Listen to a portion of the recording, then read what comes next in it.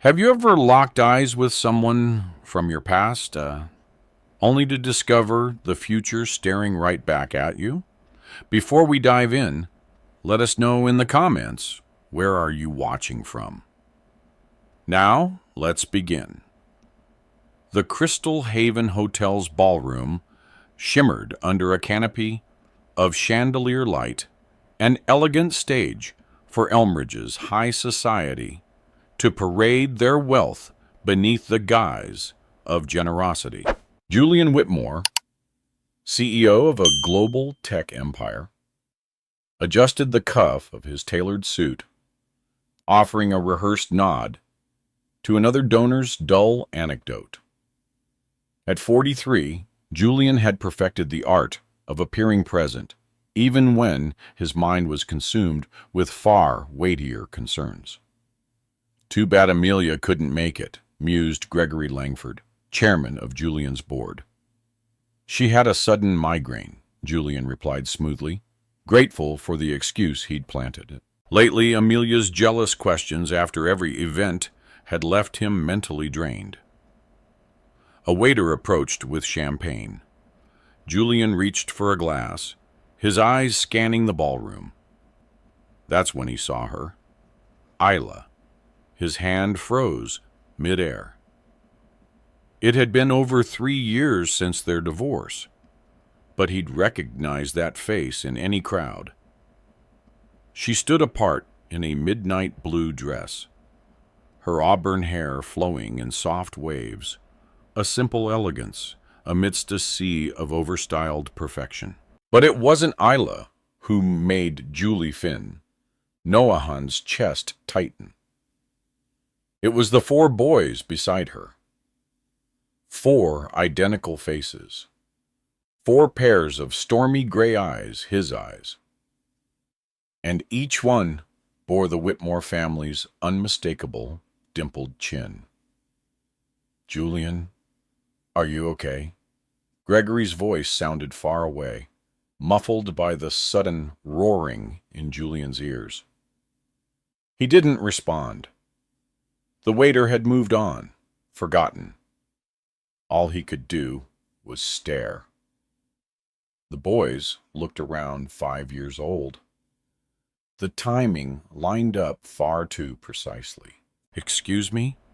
Julian muttered, brushing past Gregory, pulled forward as if by instinct. Isla looked up, locking eyes with him. Her expression drained of color. She bent down and whispered something to the boys, who turned in unison to look at Julian. 4 sets of eyes, his eyes, studying him with innocent curiosity. He stopped, his heartbeat thundering. One boy tugged at Isla's dress. "Mama, who's that man?" Another tilted his head. "He looks like us." Julian took a shaky breath and stepped forward. "Isla," he said, his voice raw, "we need to talk." She stood taller, gently placing protective hands on 2 of the boys. "Julian," she said quietly, "I wondered when this moment would come. Are they—" He couldn't finish the question, but the answer was written in every tiny feature of their faces. Yes. She looked at each child in turn. "This is Caleb, Noah, Eli, and Finn." And the smallest, Finn, maybe, peeked at him from behind Isla's skirt, wide-eyed. A camera flashed somewhere. Someone had captured the moment. Julian didn't even blink. His world had narrowed to this one impossible scene, 5 people who had just rewritten the story of his life. "Why didn't you tell me?"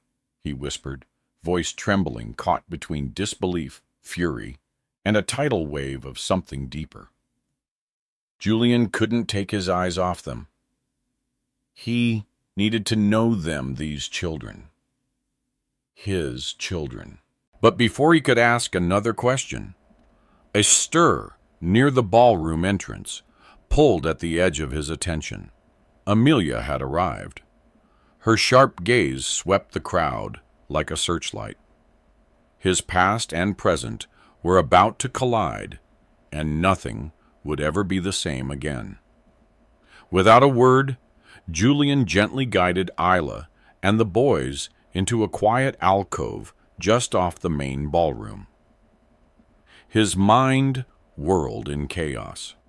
4 identical faces stared up at him, their expressions open, curious, unguarded. "Which one is which?" he asked, trying to detect even the smallest difference. Isla pointed as she spoke softly, one hand resting on Caleb's shoulder. "Caleb's in blue. He's our little leader. Noah, the one in green. He invents things with anything he can find. Eli, in gray, is the artist. And Finn, in red." She gave a small laugh. "Finn never stops moving." Almost as if on cue, Finn spun in a circle and giggled, while Caleb stepped a bit closer to Isla, protective already. "Why didn't you tell me?" Julian's voice was low, tight. A calm surface stretched over a storm of hurt and disbelief. "I tried," Isla replied, her eyes never leaving the children. "After the divorce, I called your office 17 times. Your assistant blocked every one. I sent 3 certified letters. They were returned unopened." Julian's jaw clenched. That's not possible." "I kept the receipts," she said simply. A small tug on Isla's dress broke the tension. Isla's, "Mom, I'm hungry," Noah mumbled. "Me too," Finn echoed. Eli said nothing, only looked at Julian with a kind of quiet depth that felt far too old for 5. Julian turned to a nearby server. "Would you mind taking these gentlemen to find the chocolate fountain?" The server knelt and smiled. "Would you boys like to see the desserts?" Caleb looked to Isla for permission. At her nod, all 4 followed the server, though they kept glancing back at Julian, as if afraid he might vanish. "You named them all yourself," Julian said softly once they were alone. "I didn't exactly have a choice," Isla said, her voice edged with tiredness. "It was a high-risk pregnancy. Quadruplets aren't common." Julian raked a hand through his hair. "I would have helped. You know that. Do I?" Her eyes flared, sharp with old wounds. "You made it crystal clear during the divorce. Your company came before everything. Before us. Before me." Before he could speak, his phone buzzed. "Amelia." A text. "Where are you? I'm at the entrance." He silenced it, but not before Isla saw the name flash across the screen. "The girlfriend," she said quietly. "Does she know you have 4 sons?" "She doesn't," Julian snapped, then added with force, "because until 5 minutes ago, I didn't either." For the first time, something in Isla's expression softened. "I stopped trying after the first year. I couldn't keep letting them hope for a father who didn't want them." "I never said I didn't want them," Julian replied, voice rising. Several heads nearby turned. He lowered it again.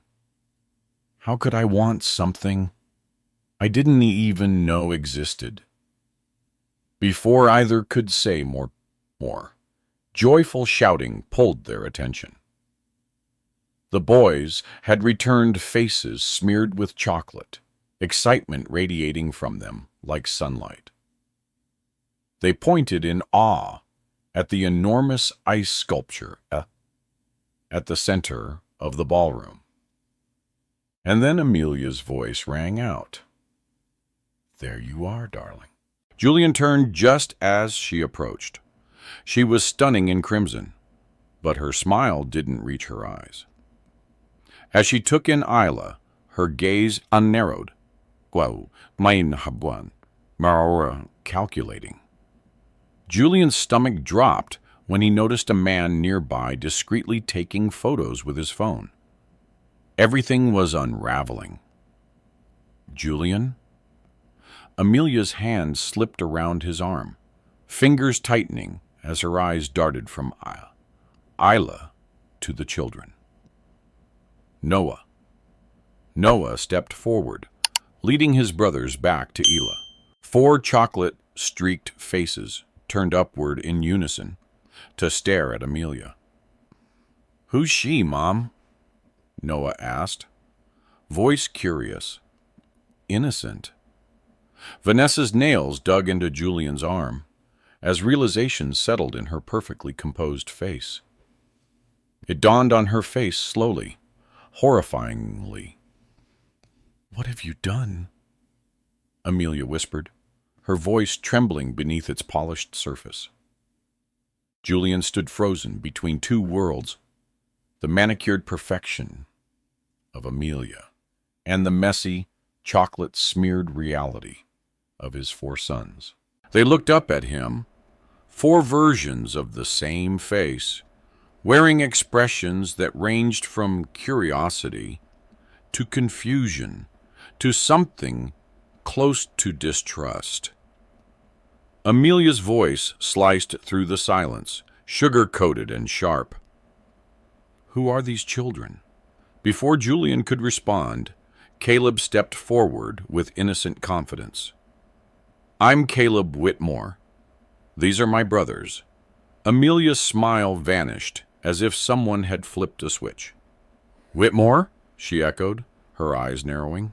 "Yeah," Isla said, stepping in calmly, but firmly. "My sons carry their father's name." Amelia went pale. "Their father?" She turned slowly to Julian. "Is this some kind of joke?" "I think we should talk somewhere more private," Julian said, scanning the growing number of onlookers. "No need," Amelia replied coldly. "I understand perfectly." And with that, she turned and stormed toward the exit, heels echoing across the marble floor. "Amelia, wait!" Julian started, but a gentle tug on his sleeve stopped him. It was Eli. His soft voice carried a weight that pierced straight through Julian's soul. "Are you really our dad?" Everything went quiet in Julian's mind. He crouched to Eli's level, meeting those storm-gray eyes his eyes. "Yes," he said, voice thick with emotion. "I believe I am." Eli studied him seriously, then extended a small hand. "I'm Eli. I draw pictures." Julian reached out and took the boy's hand, overwhelmed by the simple strength in that tiny grip. "I'd love to see your drawings sometime. They're really good." Finn burst in, practically bouncing. "He drew me riding a dragon yesterday." "Dragons aren't even real," Noah said, pushing up his glasses. "They don't have to be," Caleb defended his brother. "It's art." Julian watched them, stunned not by their resemblance to him, but by their uniqueness. These were not just 4 faces. They were 4 souls, a whole little world he'd never known existed now, alive and shining right in front of him. "I should go talk to Amelia," he said reluctantly, standing. "You should," Isla agreed. Then her expression sobered. But Julian, they've lived 5 years without you? Don't make promises you're not ready to keep. The words hit like a quiet punch, but he nodded. I want to know them, all of them. She studied him for a moment, then gave a cautious nod. Then we have a lot to talk about. As if the universe was listening, his phone buzzed. Julian glanced down. A message from an unknown number. Attached was a photo him crouching beside Eli, the other boys, and Isla nearby. Perfectly framed. The caption read, Tech Billionaire's Secret Family. What's this story worth? What is it? Isla asked, seeing his face darken. Julian turned the screen toward her. Someone's watching us, he said quietly. This could be in the tabloids by tomorrow. She instinctively pulled the boys closer, voice shaking. They don't deserve that. No, Julian said, looking at them, his sons, watching with varying degrees of understanding. They really don't. We need to get them out of here. Lucas tugged at Isla's dress. Mom, is he coming home with us? The question hung in the air like a child's prayer. Simple, innocent, and impossible. Not tonight, Isla replied gently. Then, looking up at Julian, she added, but maybe I could visit tomorrow. Julian nodded, already rearranging tomorrow's schedule in his head. I'll be there. They exchanged numbers. As they spoke, he felt Eli's quiet gaze never leave him. The boy's eyes were searching his face, as if trying to memorize every line, every detail of the man he'd only imagined until now. Later that night, the elevator ride up to Julian's penthouse felt like it would never end. Amelia stood beside him, silent and fuming. His world had changed in a single evening, and nothing would ever be the same again. After seeing Isla and the boys safely into their car and promising he'd visit the next day, Julian rushed after Amelia, his thoughts a storm of guilt, confusion, and a feeling he couldn't yet name. 5 years, she said coldly, as the elevator doors opened to his penthouse. 5 years you've had secret children. They weren't a secret, Julian replied, following her inside. They were unknown. To me, too. Amelia laughed bitterly, slipping off her heels with a sharp snap. Do you actually expect me to believe that? It's the truth, he said, loosening his tie as exhaustion began to weigh him down. Isla tried to reach me after the divorce. 17 phone calls. 3 certified letters. I never saw a single one. How convenient, she snapped, pouring herself a large glass of bourbon. And those kids just happen to look exactly like you?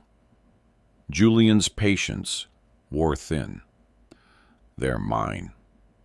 Amelia, one look at them, and there's no doubt. Paternity tests exist for a reason, she bit back. That woman could be after your money. That woman, he said, voice ice cold, is their mother. And she's never once asked me for a st. Amelia narrowed her eyes, lips curling. Oh, is that why you left her?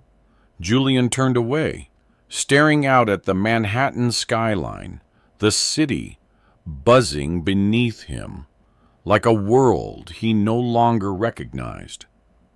How could he explain that he and Isla had split because he was obsessed with building his empire, that he kept pushing love aside, saying there would be time for family later, and now, later, had arrived, with 4 little boys who had his eyes, and no idea he'd ever existed.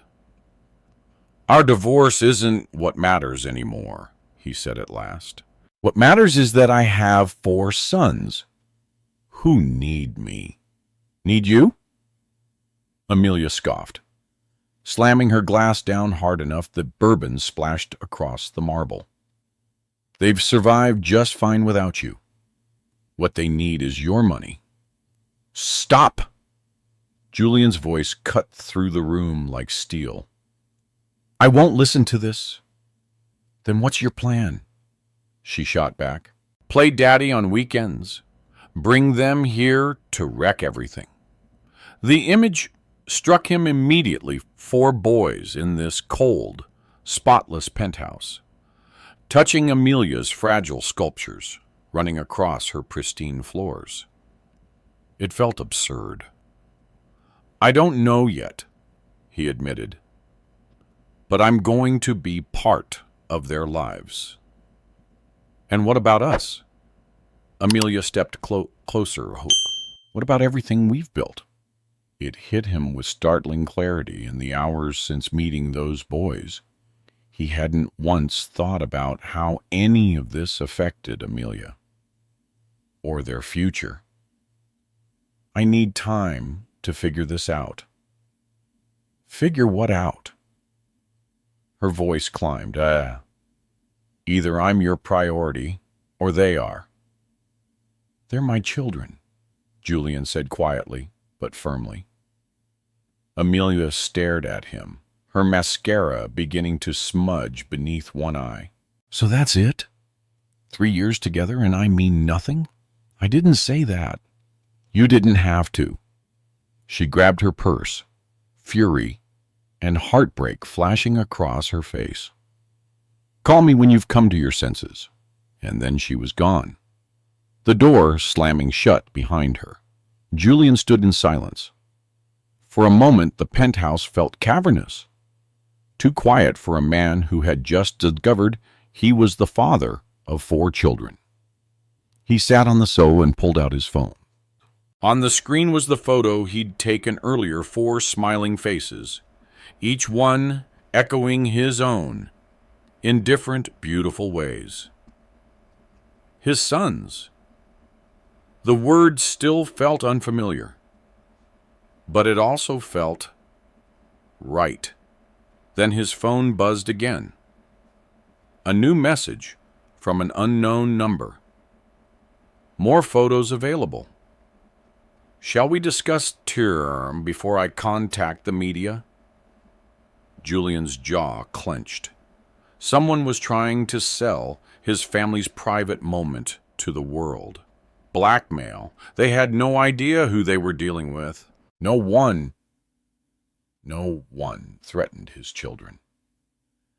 And if they thought Julian Whitmore was going to let this slide, they had made the mistake of a lifetime. Julian's longtime attorney and closest friend, Thomas Alden, leaned back in his chair, eyes narrowed as he studied the message on the phone screen. "The real question," he said, "isn't just who took the photo. It's who profits from the fallout. This isn't just about money. It's about leverage." Julian stood at the massive windows of his penthouse, arms crossed, jaw clenched. "Kingston Dynamics," he muttered.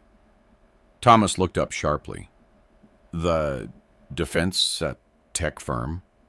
They've been trying to sabotage our merger with Westridge for months," Julian explained. "If this story gets out, it could rattle the board, make us look unstable. Exactly what Kingston needs." Victor Chen, Julian's head of security, stepped in from the hallway. "I'll start pulling records. See if anyone from Kingston had access to the gala. Someone in that room took those shots. Before Julian could respond, his phone rang. The screen lit up with Isla's name. His pulse jumped. "There's a photographer outside my building," she said, skipping any pleasantries. Her voice was low, tense. "The boys are having breakfast. They don't know yet." Julian's voice sharpened. "Stay inside. I'm sending security right now." Arrangements were made quickly. The board meeting could wait. Nothing mattered more than keeping those 4 little boys from being plastered across gossip sites before they even understood what fame meant. When Isla cautiously opened her apartment door, a short while later, her shoulders dropped in relief. It was Julian, not another camera. 2 of his security agents were already stationed outside, watching the street. "Thank you," she said, stepping aside to let him in. The apartment was small, lived in, and bursting with energy. Toys scattered across the carpet, a tower of breakfast dishes in the sink, and from somewhere down the hall, the sound of laughter. "They're in their room," Isla said, leading him through the living space. "I told them their father was coming." Julian's steps slowed. What did they say? Caleb had questions. "Noah wants to show you his robot." Eli didn't say much, but he's been drawing all morning. She paused, then smiled. "And Finn? He's been bouncing off the walls since sunrise." They stopped in front of a door, plastered with colorful crayon drawings. Julian recognized the style immediately. Eli's hand. "I never intended to keep them from you," Isla said quietly. "You should know that." Before he could respond, the door burst open. Finn stood there, his gray eyes shining. "Mom, is he here yet?" Then he saw Julian and gasped. "You can't." "Guys, he's here." The room behind him came into view, 2 bunk beds, walls covered in artwork, and the other boys in the middle of their own small worlds. Caleb stacking blocks, Noah tinkering with wires, and Eli sketching quietly in a corner. Julian stood in the doorway, suddenly unsure how to step into a space that was both brand new and achingly familiar. "Hello," he said gently.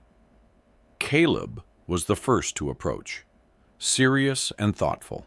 "Are you really staying this time?" The question landed with more weight than 1,000 accusations. "I didn't know about you before," Julian said honestly. "But now that I do, yes, I'm here. And I'll stay." Caleb considered this, then gave a small nod. "Mom says you run a really big company." "I do," Julian admitted. "But that doesn't mean I can't make time for you." Noah walked up next, holding a twisted mess of wires. "Can you fix this?" "Mom doesn't know how circuits work." Julian crouched down. "I'd be happy to help." He meant it. He surprised even himself with how much he meant it. Just then, his phone buzzed. "A text from Victor Kingston, spotted at your building. Already speaking to board members." The storm outside was moving faster than expected. But just then, Eli quietly walked over and held something out to him. It was a drawing, 5 stick figures, hand-labeled Caleb, Noah, Al Finn, and Dad. Julian stared at the paper for a long moment. The chaos of corporate threats faded. This was the center of his universe now. The impromptu war room, in Isla's living room looked nothing like Julian's usual strategy sessions.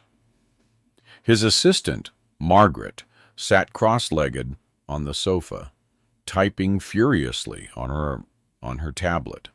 Victor kept watch by the window, eyes flicking between the street and his phone. Julian, still holding Eli's drawing, stood at the center. James, his lead counsel, arrived late, taking a seat draped in a child's superhero cape without blinking. Julian didn't care. This might not have been the morning he planned, but maybe it was the morning he needed. And he's met with 2 board members already, Margaret reported, brushing a loose strand of silver hair behind her ear. He's spinning this into a character issue, questioning your judgment, your integrity. Says it could shake investor confidence. Julian's jaw tightened. He's using my children as leverage. Which is why, James added carefully, we need to take control of the narrative. Issue a press statement. Acknowledge your sons. Express joy in discovering them. Turn this into a human moment, not a scandal. No, the voice came from the kitchen. Isla stepped into the room, 2 coffee mugs in her hands. Her tone was calm, but her eyes burned. I won't let my boys become part of your PR campaign. All eyes turned to her. Julian felt a strange mix of admiration and guilt. That fire in her eyes, it was the same fire that had once drawn him to her. Protective, principled, unshakable. She's right, he said after a moment. Even he sounded surprised by his own voice. We're not explaining ourselves to the public. We're protecting the boys. That's all that matters. Just then, the sound of small feet thudded down the hallway, followed by enthusiastic zooming noises. Finn burst into the room, wearing a makeshift cape and oversized goggles, arms outstretched like an airplane. He skidded to a dramatic stop in front of the room full of adults. Who are these people? He asked, pointing to Julian's team. Julian smiled. They're your dad's friends, he said, realizing it was the simplest truth. They're here to help us with a problem. Finn nodded as if this made perfect sense. I'm good at fixing problems. Just ask Mom. Isla laughed gently. That's debatable, buddy. Finn zoomed out again, no doubt on his way to brief his brothers. Margaret, usually composed and brisk, watched him go with something soft in her expression. They're remarkable children, she murmured. I see why you're protective. Isla's shoulders eased slightly. Thank you. Victor, who had been silently monitoring from the window, stepped closer and lowered his voice. Sir? Amelia's car just pulled up outside. Julian's entire body stiffened. She doesn't know this address. She might have followed you, Victor suggested. I'll handle it, Isla said quickly, her eyes flashing. No, Julian said, already heading for the door. This is my mess to clean up. He met Amelia at the building's entrance, blocking her from getting any closer. Her perfectly styled hair and designer coat clashed starkly with the modest apartment complex around her. You ignored my calls, she snapped. I've been busy, he replied evenly.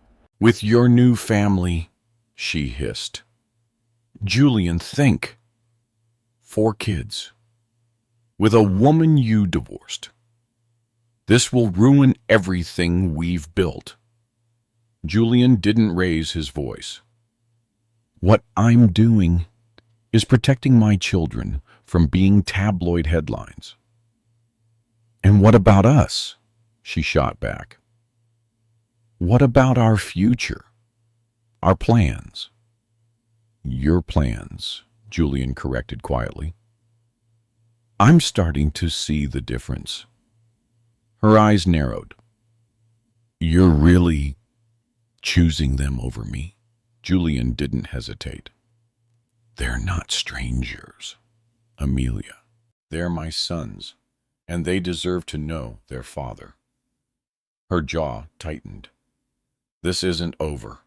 She turned sharply, heels clicking furiously, as she stormed back to her car. Julian's phone buzzed in his pocket. A calendar alert.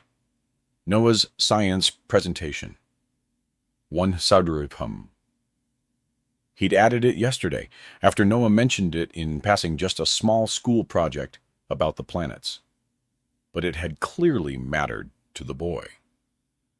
The Kingston Board Crisis meeting was also set for 100 p.m. Julian didn't hesitate.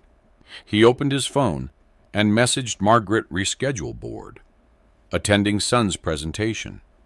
Then he looked up toward the apartment windows where he imagined 4 little faces might be watching. At last, Julian understood what a real emergency looked like. And it wasn't business. Noah's science presentation was a triumph, at least in Julian's freshly opened heart. The boy had built a rotating model of the solar system, complete with a tiny motor. He'd explained each planet with surprising clarity, his voice proud but shy. Julian sat in a chair far too small for his frame, recording every second of it like it was the most important meeting of his life. Because, in truth, it was. 3 days had passed since Noah proudly pointed to him in a crowded classroom and said, "That's my dad." Julian hadn't expected such a simple sentence to hit him so hard. Now he sat in Isla's kitchen, long after the boys had gone to bed. The room was softly lit, cozy, cluttered, and full of warmth, so unlike his sterile penthouse. Financial documents and spreadsheets were spread across the table, some digital, some printed. Margaret had sent over everything they'd quietly collected.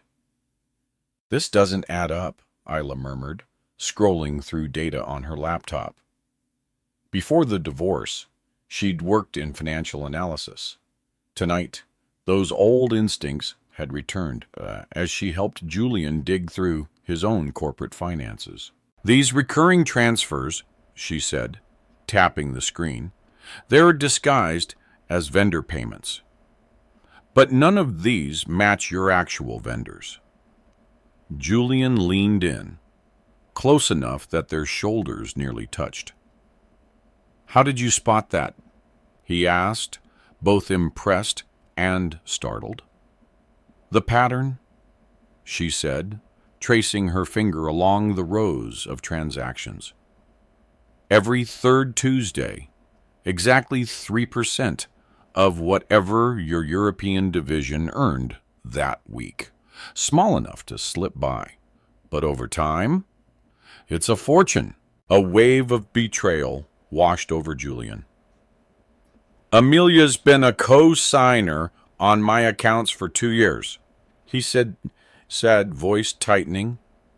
Isla raised an eyebrow. "That's a serious level of trust." "It was convenient," he muttered, then sighed. "Or so I thought." For a while, the only sound in the kitchen was the quiet hum of the fridge. Somewhere down the hall, one of the boys stirred in his sleep, a soft, half-mumbled word. Julian guessed it was Eli. "How much has she taken?" Isla asked, quietly. Julian did a few mental calculations. "Potentially millions. And you didn't see it?" He shook his head, feeling heat rise to his neck. I delegated the reviews. I trusted people, clearly the wrong ones. Isla's expression softened. You can't monitor everything yourself. No, but I should have watched her, he muttered. She turned back to the laptop, fingers flying across the keyboard. Let's trace where the money went. Julian watched her work focused, unrelenting, familiar, and was struck by the surreal beauty of it. Just 5 days ago, they were practically strangers. Now, they sat side by side in her kitchen, sifting through digital trails and drinking cold coffee while their children slept. Their children. The phrase still made something in him ache and glow at the same time. There, Isla said suddenly, pointing to the screen. Offshore accounts, Cayman Islands. Julian's phone buzzed. A message from James. Kingston, seen entering Amelia's building. Meeting in progress. Photographed. He showed her the phone. They're working together, she said, jaw tightening. Your business rival? And your ex-girlfriend. Correction, Julian said, automatically. Ex-girlfriend. The corner of Isla's mouth twitched. That was fast. Finding out someone's been stealing from you tends to clarify relationship status. He replied wryly. A small sound from the doorway made them both turn. Eli stood there in dinosaur pajamas, clutching a stuffed triceratops. His hair tousled, eyes wide. I had a bad dream, he said softly. Julian hesitated, unsure of the rules.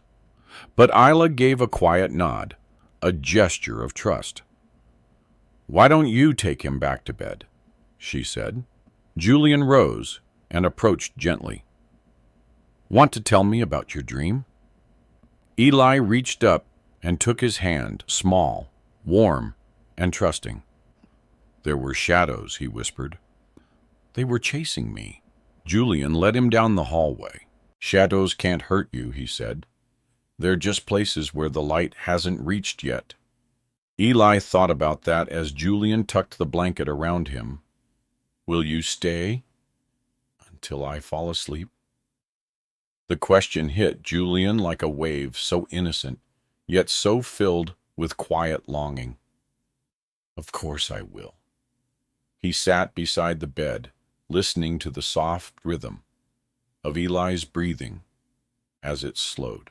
Watching this little boy, who had once been a mystery, now lying just inches away, Julian realized something more valuable than truth or strategy had been uncovered.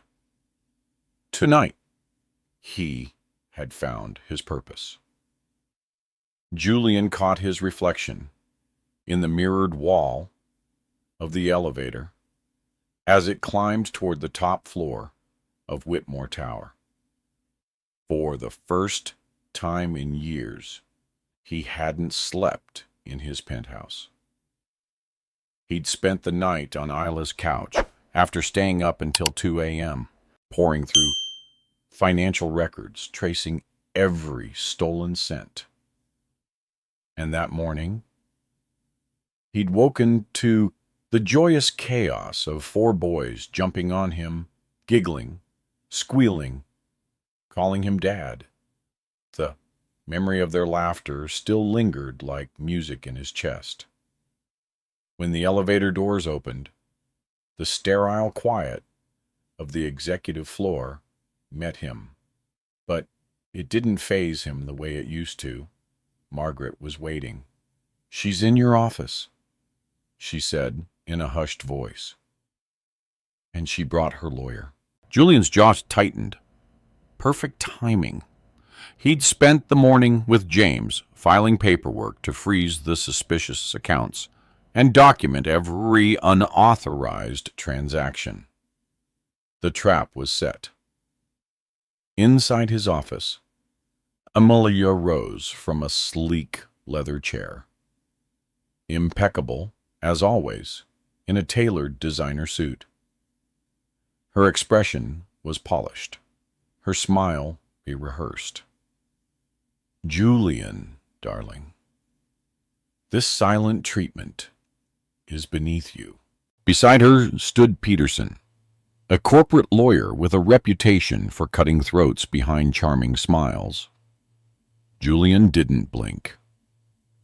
"Is it beneath me to investigate embezzlement?" he said calmly, placing his briefcase on the desk. Amelia's smile faltered. "Excuse me?" 3%, he replied, opening the case and withdrawing a thick folder. "Every third Tuesday. Clever, but not clever enough." Peterson leaned in. "These are serious accusations, Mr. Whitmore." "They're not accusations," Julian said, his voice steady. "They're documented facts. The accounts are frozen. The authorities have been notified." Amelia paled. "You're making a mistake." "My mistake," Julian said, "was trusting you. That and not seeing your connection to Maxwell Kingston sooner." Her eyes widened just slightly. Confirmation enough. "How long have you been feeding him information?" he pressed. "Was this always the plan, or just a profitable opportunity?" Peterson placed a hand on her arm, as if to calm her, but Amelia shook him off. "My client has no comment," Peterson began. "She doesn't need to comment," Julian interrupted. "The evidence speaks loudly enough." He slid the folder across the table. "Inside, you'll find everything. Wire transfers, offshore accounts, your meetings with Kingston. I'm giving you this copy as a professional courtesy." Amelia opened the folder. With each page she turned, her composure cracked. "You can't prove I did this." Julian met her gaze.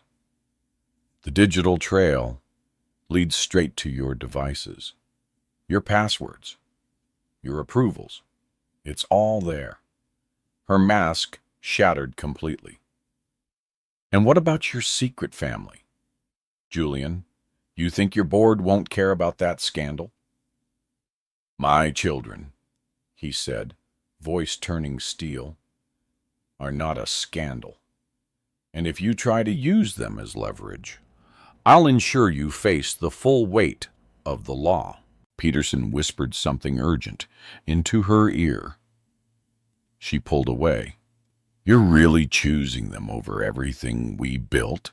she spat. "There is no we, Amelia," Julian said, his voice like a clean break. "There never was. You saw me as a means to power. I see that now." A knock at the door. James entered with 2 building security officers.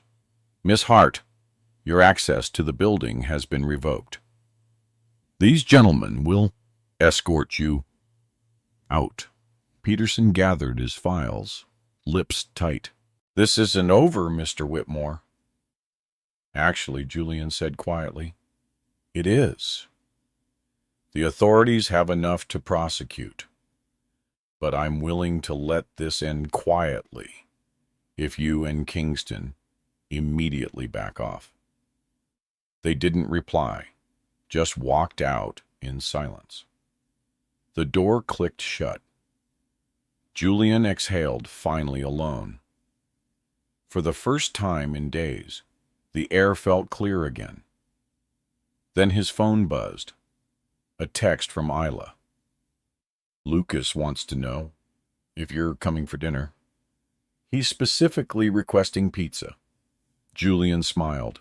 The contrast between the venom that had just left his office and the warmth in that message made something in his chest crack open, soft and sure. He replied with one word. "Absolutely." Julian smiled as he read the message. "Tell them I'm on my way," he He added, "And yes, bringing pizza." For a moment, the weight of the last few weeks lifted. Then at exactly 5:57 a.m., his phone rang its shrill tone, yanking him from a dream. He'd been teaching the boys how to fish, something he'd never done in real life, but now desperately wanted to experience. "Julian, turn on your TV," Margaret said. No greeting, no explanation. Channel 8. Still half asleep, Julian fumbled for the remote in his hotel suite. He'd recently rented a place near Isla's apartment, a temporary fix until he found something more family-shaped. The headline across the screen jolted him fully awake.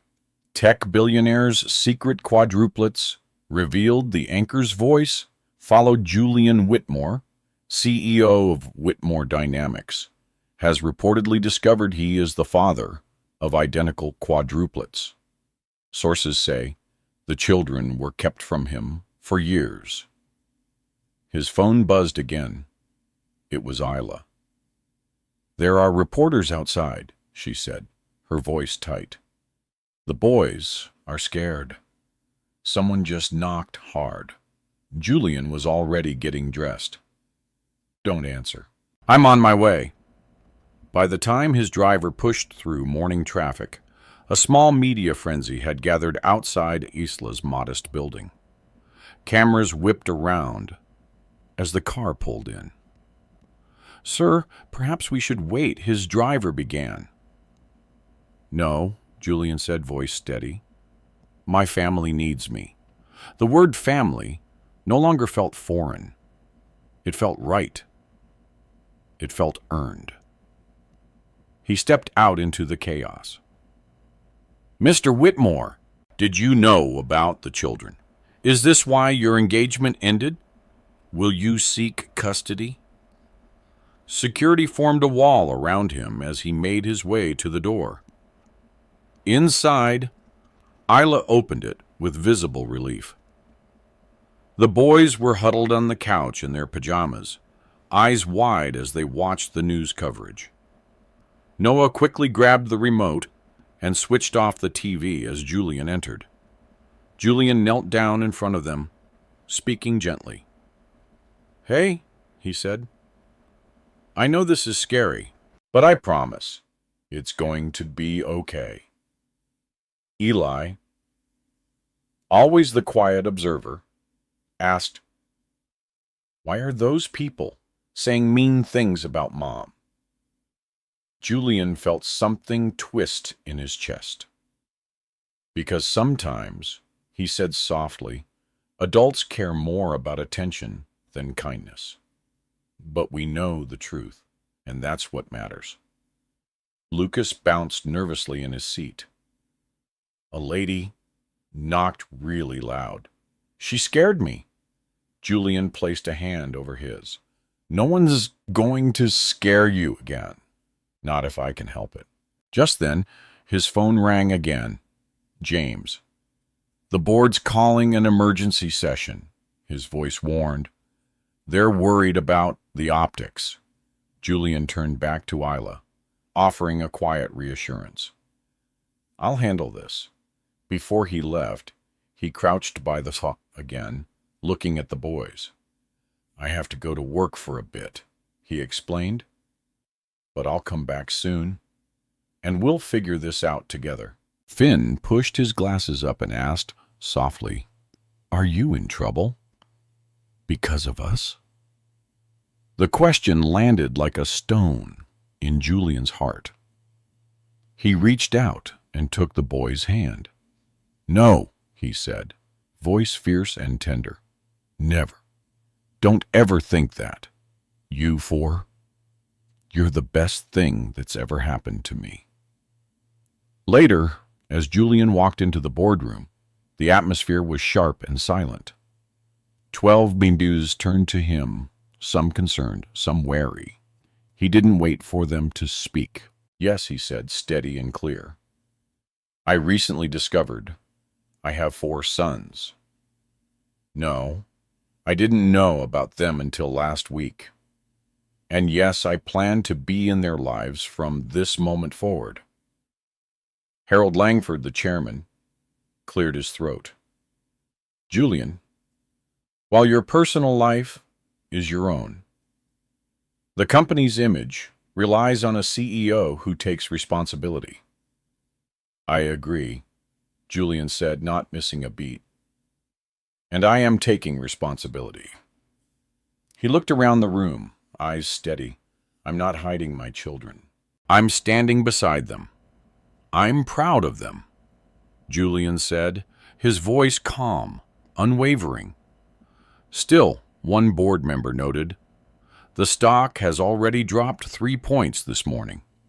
Julian met their eyes evenly. It will recover.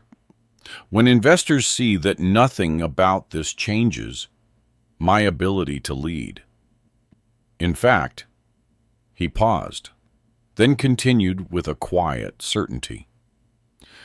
This morning clarified something I've been ignoring for too long. Several board members exchanged glances. I'm restructuring my schedule, effective immediately. I'll be leaving the office by 5 p.m. most days to be with my sons. My executive team is more than capable of handling after-hours responsibilities. The silence that followed wasn't unexpected. It was stunned. Yes, but also something more, something respectful. The idea for the press conference hadn't been Julian's. It was Noah's. Dad, why don't you just tell everyone the truth?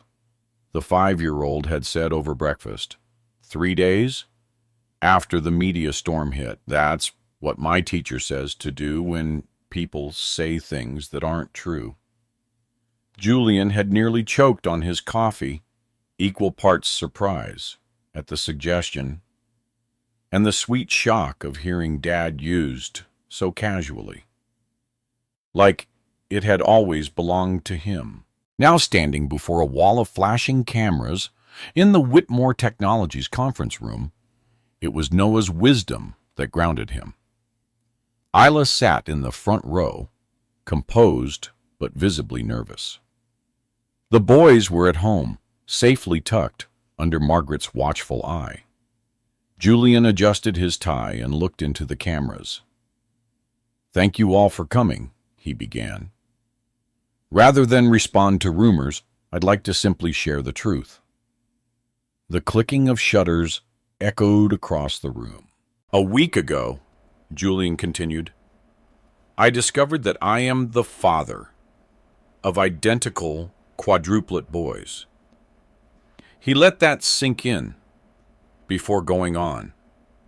Their mother, Isla Bennett, and I were previously married.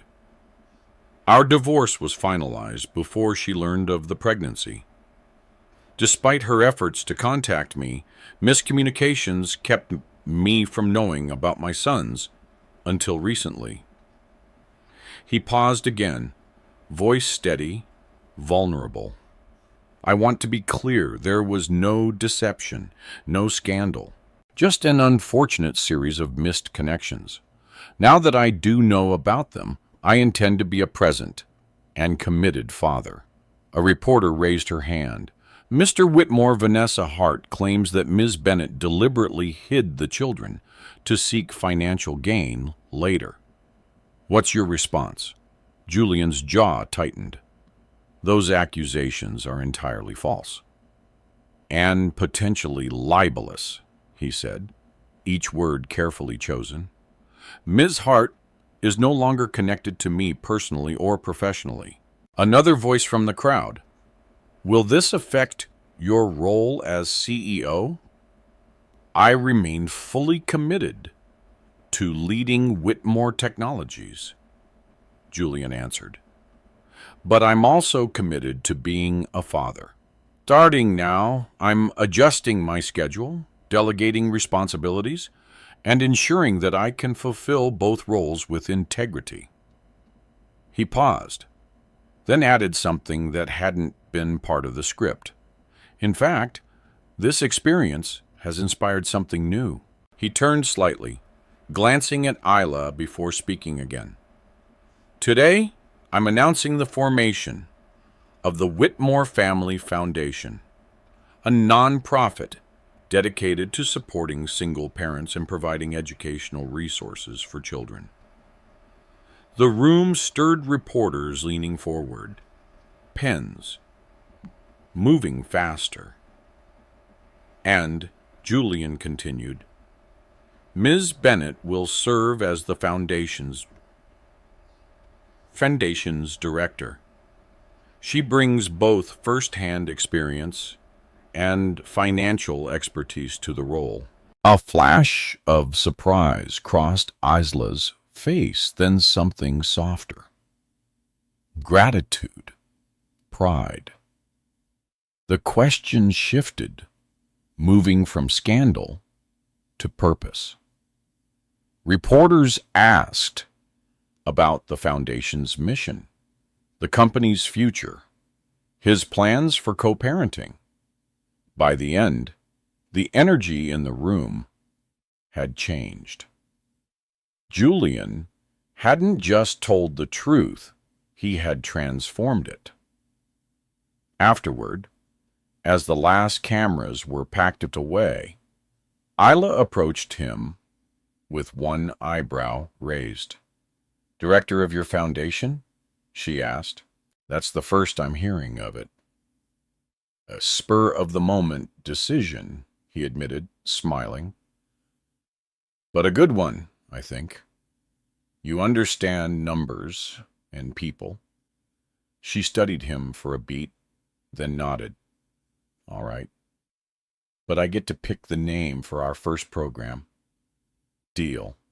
And for the first time in Julian felt the tension in his chest ease. He hadn't just survived the storm. He'd stepped into something far more meaningful, unless you're not interested. Julian hesitated as he made the offer, watching Isla closely. She studied him in return, cautious, as always, searching his expression for signs of guilt or pity, masked as generosity. And the salary? She asked. Cool, but not closed off. Very competitive. A small smile pulled at the corner of her mouth. You know, this looks like a clever way to support me financially, without just handing me a check. Is that a problem? Julian asked, genuinely curious. She paused, then shook her head. It would be if it weren't actually a great cause. I'll take that as a maybe. Call it a strong maybe. They walked side by side through the main lobby, weaving between journalists still packing up their cameras. Julian's shoulders had finally relaxed. The weight of the press conference lifted. You were good up there, Isla said quietly. But I was surprised you didn't mention the embezzlement case. Strategic omission, Julian replied. Kingston and Amelia have gone oddly quiet since the evidence came out. My guess? They're hoping I'll be too distracted with fatherhood to follow through on legal action. And are you? She asked. Before he could answer, his phone buzzed. A text from Margaret. Finn wants to know when you'll be home for the robot competition. Says his definitely works this time. Julian smiled. Let's just say I've finally learned how to prioritize what actually matters. He showed her the message. And right now, I believe we've got a robot competition to judge. Later that week, a real estate agent beamed as she led Julian and Isla through a newly renovated townhouse. 4 bedrooms upstairs, a main floor suite. Sunlight poured in through clean windows, warm wood floors, open kitchen. It was the first place in 2 weeks that made Isla pause mid-step and run her hand across the granite countertops. There's a small backyard, too, the agent added, sliding open the glass doors. Not massive, but enough for kids to play safely. Outside, a neat lawn framed by flower beds stretched behind the house. A modest patio, room for games, bikes, maybe a sandbox. Julian stood in the doorway, imagining it already 4 boys racing through the yard, voices high with laughter. A basketball hoop by the fence, a grill under the awning, sleepovers, birthdays. It's 3 blocks from their school, Isla murmured, almost to herself. And 15 minutes from my office, Julian added. The agent smiled, then gave them space. It's beautiful, Isla said softly. But Julian, the price isn't the issue, he said gently. They need space to grow. And he hesitated, searching for the right words. I need a place where they belong. Not a hotel, not a weekend rotation, something real. She nodded slowly. You could buy them a palace if you wanted to. That's not the point, he said. This is a big step, I know, but it's the right one. He looked out at the yard again. Yes, I'm ready. Their eyes met. Not romantic, not yet. But something passed between them. Recognition. That life had shifted beneath their feet. That a month ago, none of this had seemed possible. I'll take it, Julian told the agent. She looked like she might actually clap. On the drive back to Isla's apartment, she stared out the window, quiet. The boys will be thrilled. About the yard, she said at last. What about you? He asked. She sighed. It's generous, almost too generous. It's not about generosity, Isla, Julian said, slowing at a red light. It's about doing what's right for them. A pause. And maybe, he added softly, what's right for us too. Before she could respond, his phone rang through the car speakers. Julian Whitmore, he answered. Sir? Steve, came James's voice. Amelia's lawyer just reached out. They're offering a settlement. She'll return 70% of the embezzled funds if we drop all investigations. Julian's eyes met Isla's. She raised an eyebrow. He didn't hesitate. Tell them I want 90%. And a signed non-disclosure agreement. My personal life is not up for negotiation, Julian said firmly into the phone. Take the deal, or we proceed with full criminal charges. He ended the call and exhaled, setting the phone down. Isla was watching him. The old Julian would have pursued those charges just to prove a point. She said quietly. Julian looked over at her, then nodded. I'm not the same man I was, he admitted. Their car pulled up outside Isla's apartment. Waiting at the door were 4 identical reminders of exactly why that change had happened. The boys burst out in a storm of noise and movement. Lucas launched himself into Julian's arms, while Finn excitedly started explaining a new science experiment involving magnets and bottle caps.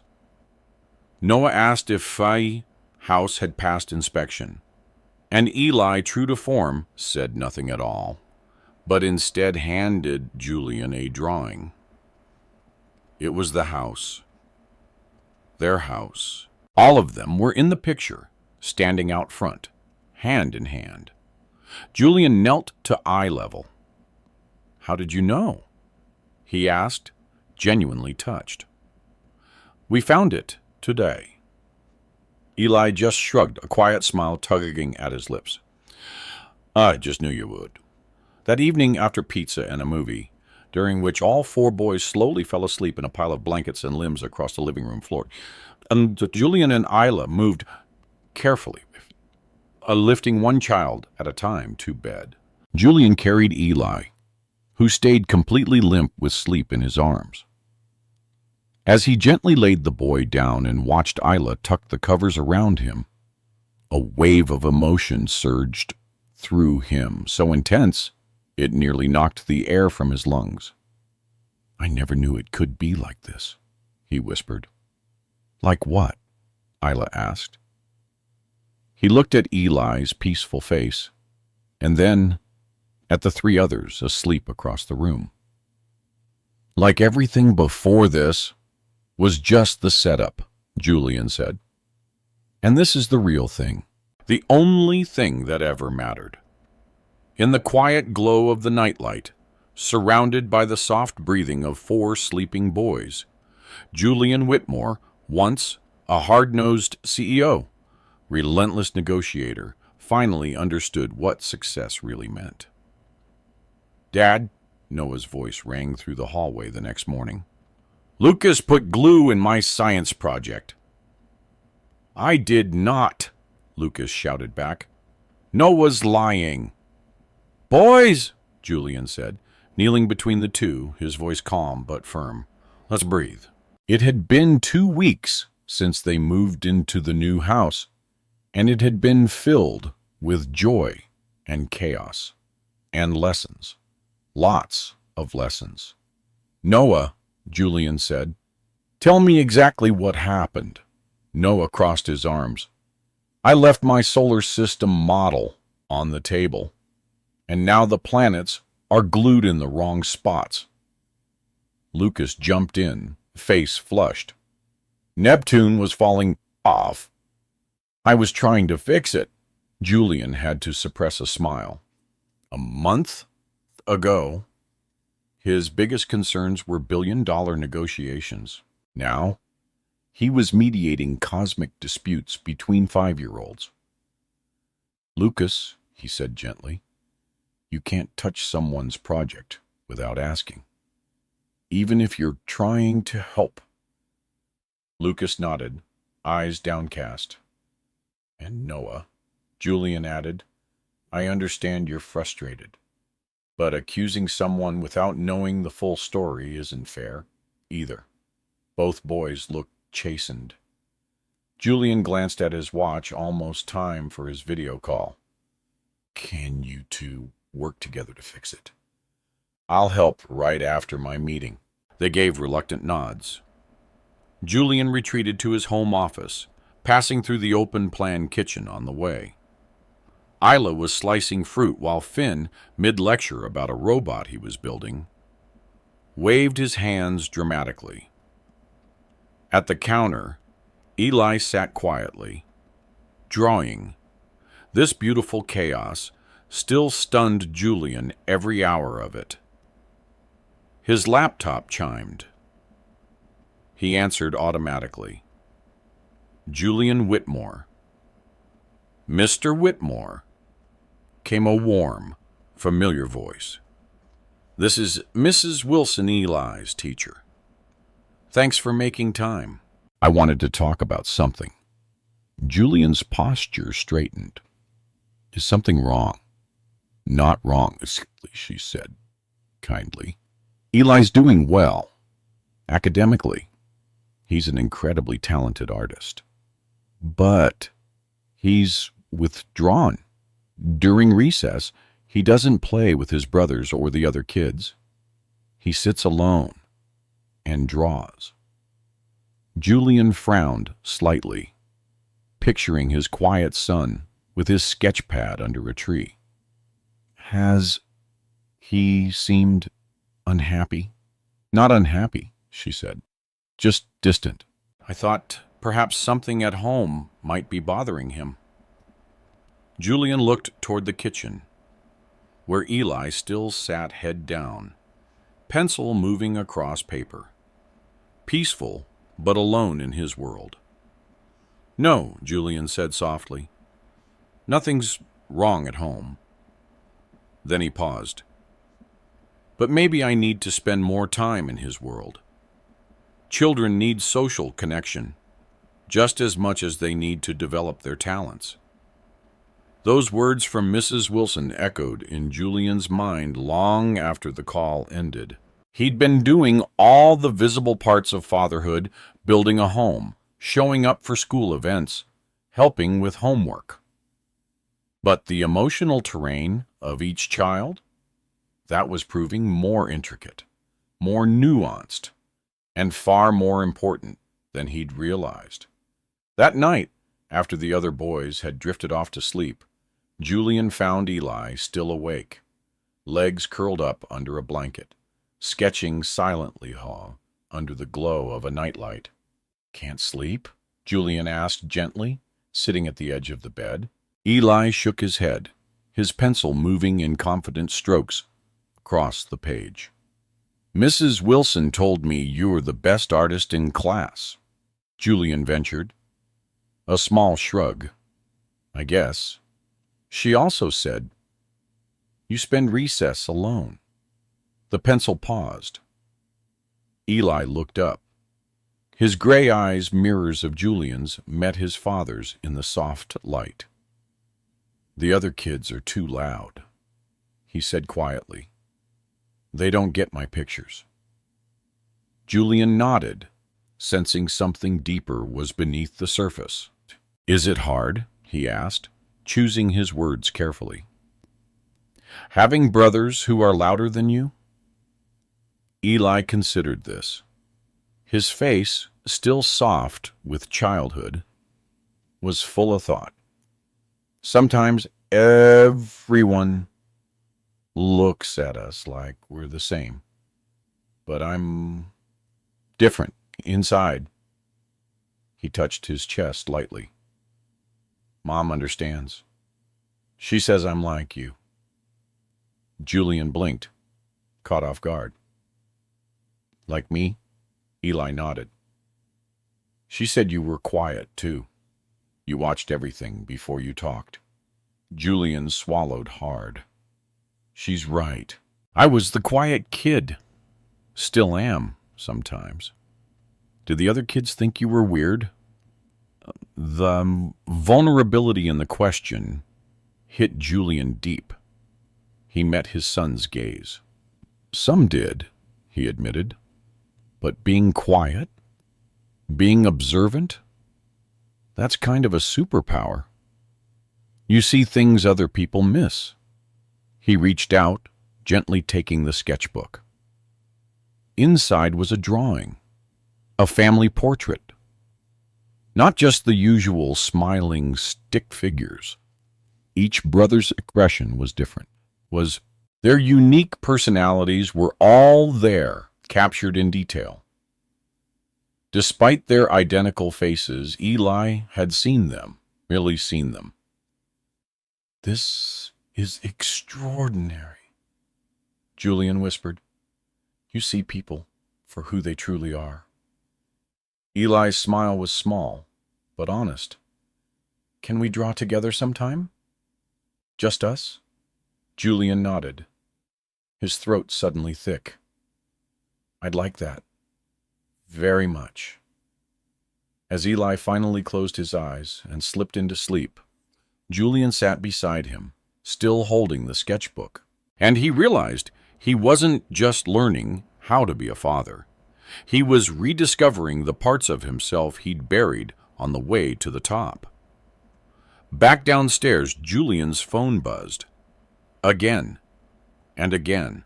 17 missed calls, 32 unread texts, all from board members, executives, legal advisors.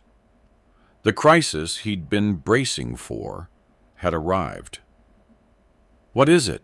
Isla asked, seeing his expression darken as he picked up his tablet. "Kingston made his move," Julian muttered. The headline on the screen confirmed it.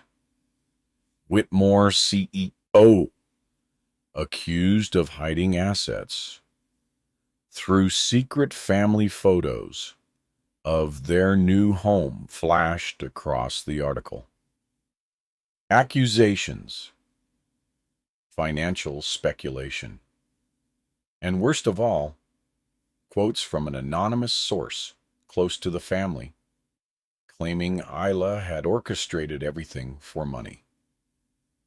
Vanessa, Isla said, her voice hollow as she read. It has to be.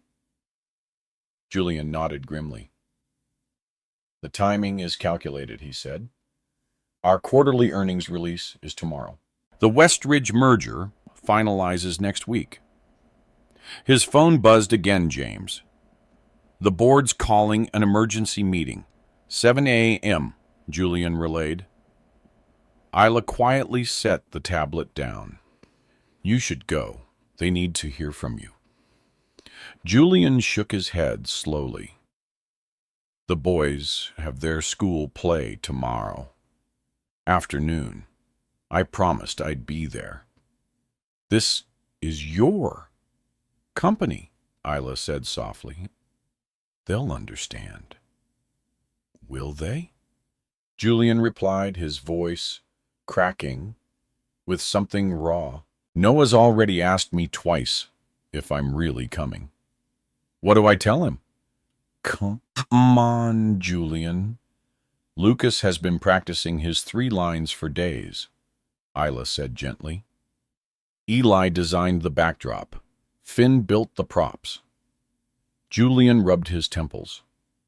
The conflict was tearing at him again, that old, familiar pull. Corporate responsibility versus fatherhood. It was the same battle, but now it wasn't theoretical. It had names, faces, 4 of them. 2 months ago, the decision would have been automatic, but not anymore. I'll handle both, he said finally, a plan already forming in his mind. I'll go to the early meeting, set the tone, answer their questions, then I'll leave by noon and be at the school before the curtain rises. Isla looked skeptical. And if the meeting runs long? It won't, Julian said, voice firm. Not this time.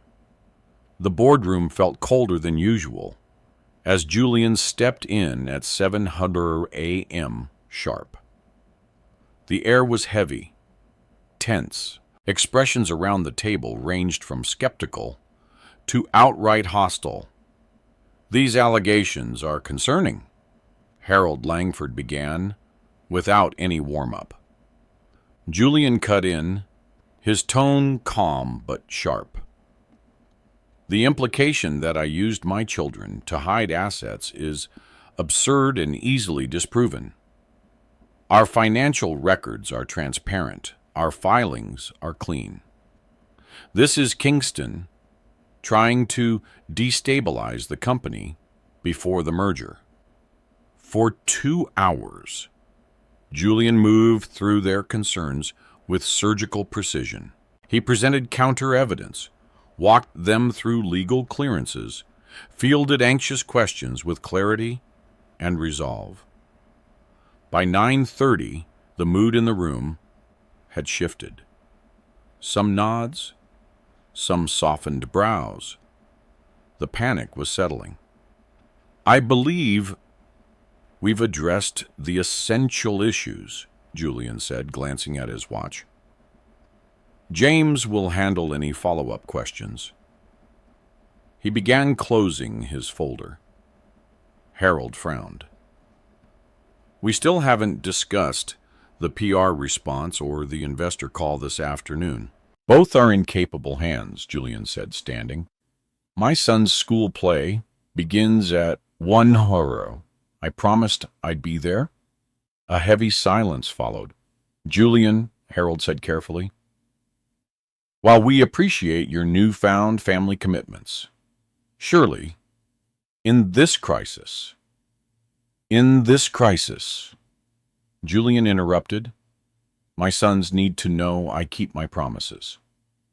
He let the silence sit for a beat before continuing, Kingston is attacking my family to get to the company. I won't play into his strategy by abandoning them just to reassure a few headlines. They're counting on me today. That matters. Just then, his phone buzzed with a message from Isla. Finn's getting nervous. Keeps asking if you're still coming. Julian looked around the room, then held up the phone. My entire life, I believed success meant sacrificing everything for business. I was wrong. Real success is keeping your word to the people who matter most. And with that, he walked out, leaving the stunned boardroom behind. Julian arrived at the school auditorium with 20 minutes to spare. From behind the curtain, 4 identical faces spotted him and lit up like stars. Their smiles, their relief, were worth every skeptical glance he'd gotten that morning. Isla reached out and squeezed his hand. You made it. I said I would. The lights dimmed. The curtain rose, and Julian Whitmore watched his sons bring the solar system to life, Lucas as the sun, Noah as Mars, Finn as Saturn, Eli narrating from behind the hand-painted backdrop. And in that moment, Julian felt something rarer than any business win. Genuine, uncomplicated happiness. His phone vibrated in his pocket. He didn't check it. Didn't need to. The headlines lit up across financial news outlets. Within the hour, Whitmore steps down as CEO. Julian closed his laptop slowly, shut it without reading the rest of the article. He'd made the announcement that morning, knowing full well the whirlwind it would unleash. 3 days had passed since Kingston and Amelia launched their final smear campaign, leaking falsified dominions, fabricated claims. Though easily disproven, the noise had shaken investor confidence just enough to endanger the Westridge merger. But Julian had already made his decision. It had come the moment he found Eli hiding in the closet.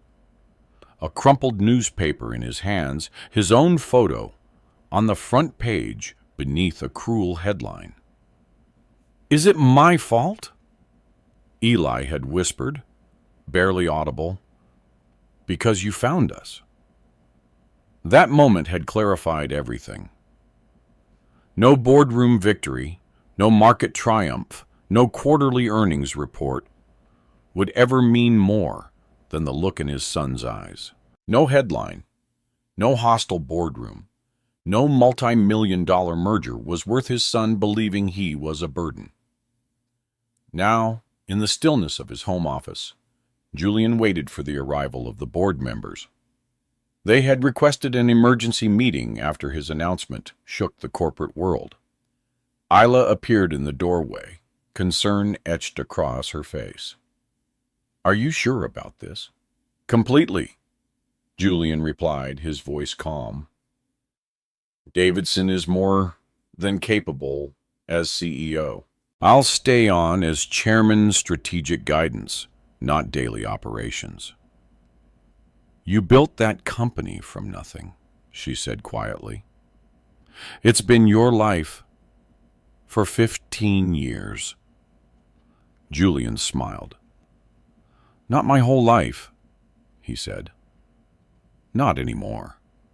The doorbell rang. Isla gave his shoulder a gentle squeeze before heading to answer it. A moment later, Harold Langford and 3 other board members stepped into the room. Their expressions caught between confusion and concern. Julian, Harold began, the board feels your decision is premature. These rumors will fade. Stepping down now only adds fuel to the fire. My decision, Julian replied, isn't about the headlines. He paused. Steady. It's about priorities. The company needs stable leadership, said Patricia Chen, head of the audit committee. Your presence reassures investors. The company will have stability, Julian said, under Davidson's leadership. But my family, they need something only I can give. Time? He nodded toward the window.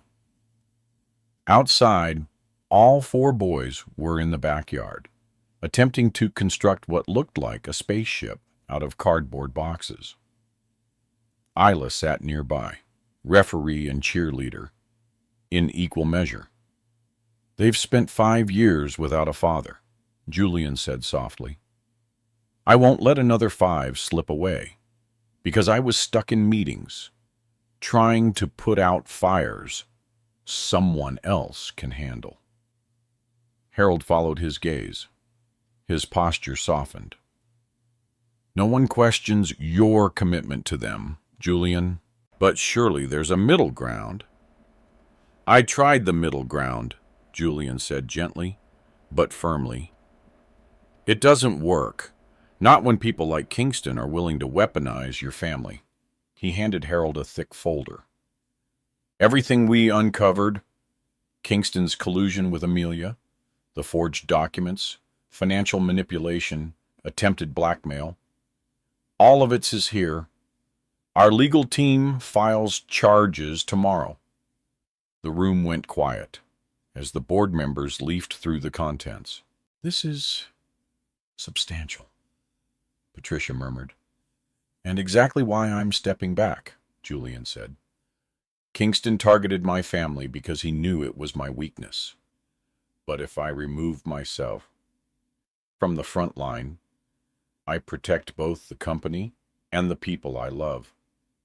Outside, a loud thud was followed by laughter and a flurry of movement. Lucas had accidentally knocked over part of the cardboard rocket. Finn protested. Noah rebuilt. Eli stood quietly off to the side, sketching the entire scene. Julian watched them through the glass. I spent 15 years building a company, he said softly. Now, I need to build something more important. A family. Harold closed the folder slowly. His resistance faded. The board will need assurances, he said finally. That you'll remain involved. That we won't lose your voice entirely. You'll have them, Julian promised. I'm not abandoning ship. I'm just taking a new position.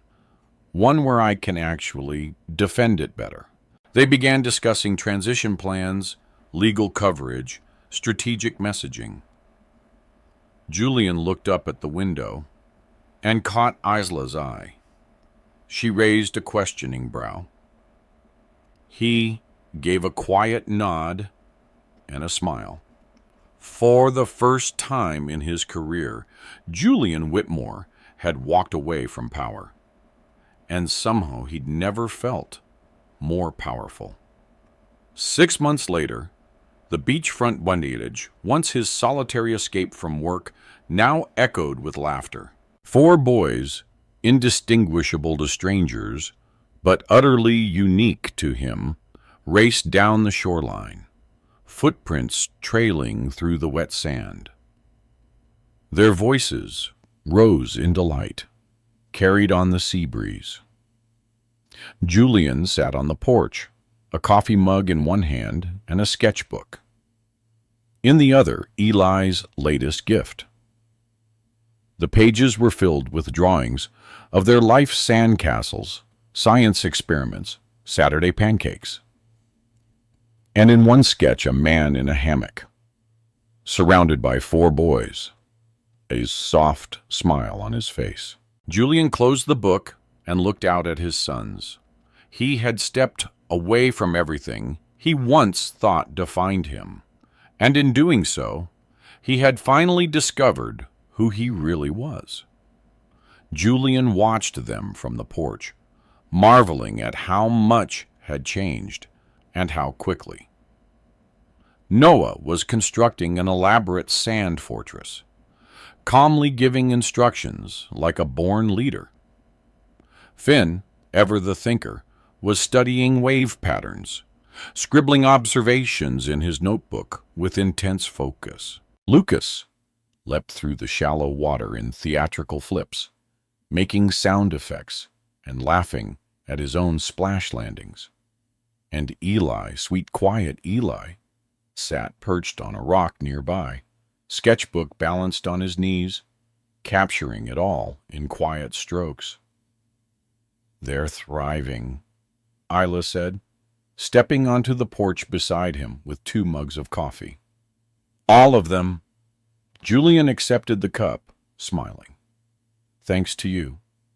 You laid the foundation long before I knew they existed."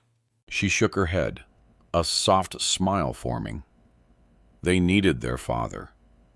I see you in all of them every single day." It had been 3 weeks since the legal storm passed. Kingston's empire was unraveling under federal investigation. Amelia had signed a comprehensive settlement, along with a binding non-disclosure agreement that ensured the boys' privacy would never be used as a weapon again. More importantly, the public's attention had moved on. The headlines faded, the cameras disappeared, and their family was finally just that, a family. "Have you seen today's business news?" Isla asked, scrolling through her phone. Whitmore Technologies' stock just hit an all-time high under Davidson. Julian took a sip of coffee. "Good. The company was never meant to be a one-man show." "Do you miss it?" she asked. He paused, watching the boys. "Some parts," he admitted. "The strategy, the challenge. But I've found all of that right here." He nodded toward the beach, raising 4 wildly different kids who look exactly the same. "That's the most complex operation I've ever run." Isla laughed. "True." Speaking of strategy, the Foundation's new education initiative launches next month. The board approved everything. Under Isla's leadership, the Whitmore Family Foundation had grown beyond anything Julian originally imagined. It now offered support to single parents, funded scholarships, and pushed for family-first workplace policies across the country. "You've built something incredible," Julian said, the admiration in his voice unmistakable. She glanced down, a small blush rising to her cheeks. "It feels good doing work that means something." They sat in comfortable silence as the sky turned shades of peach and gold. The boys began gathering their things, instinctively sensing it was almost time for dinner. "Move in with me," Julian said suddenly, the words tumbling out faster than he intended. Isla turned, surprised. "What?" "Not just here," he clarified, heart racing. "Not just the beach house. Or the townhouse. I mean, permanently.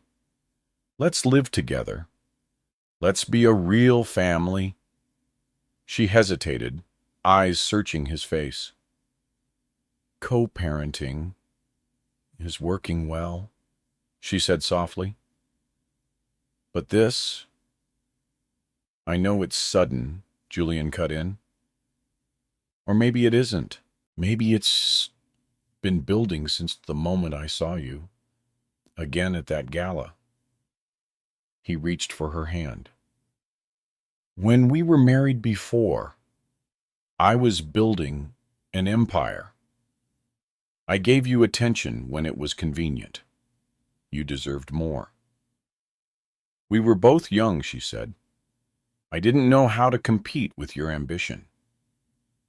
You never should have had to, Julian whispered.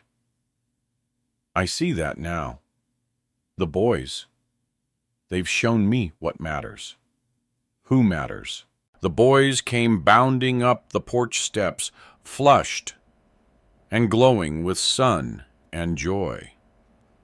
Julian watched them, his heart full.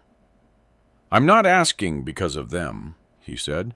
I'm asking because these months with you reminded me why I fell in love with you in the first place. Your strength, your compassion, your brilliant, beautiful mind. Isla's eyes shimmered with unshed tears. You've changed, she said, voice thick. I hope for the better. She looked at their sons, laughing, climbing, spinning in circles, and then back at him.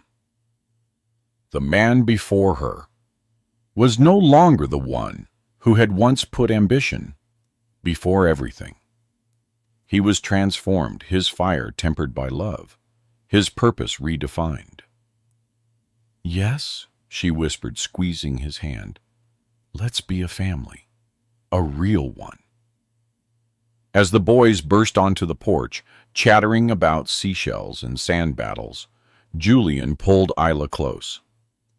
And in that moment, he finally understood what true success really was. It had nothing to do with boardrooms or stock markets. It had everything to do with this.